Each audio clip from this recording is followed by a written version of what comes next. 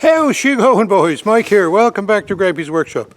Well, look at here, boys. What a winter wonderland this is. Let me just show you. It's a peach of a day. Right now, anyway. Ooh, that sun is bright, eh? But, you know, we had a bad weekend with weather. It started here Friday night, and it started with sleet. Then it switched over to freezing rain, and it rained all day Saturday. Freezing rain, the rain would come down, and as soon as it landed on anything, it would freeze. And if you check over here on the car, check the windshield there, there's about, I chipped off about 2 inches of ice there this morning. So, yeah, lots of ice around. In fact, you know, there's so much snow and ice on everything that I can't plow this morning. So what I thought I'd do today, since it's so nice and since the frozen rain and everything's still in all the trees, I thought I'd gear up the ATV and we'll go for a little run.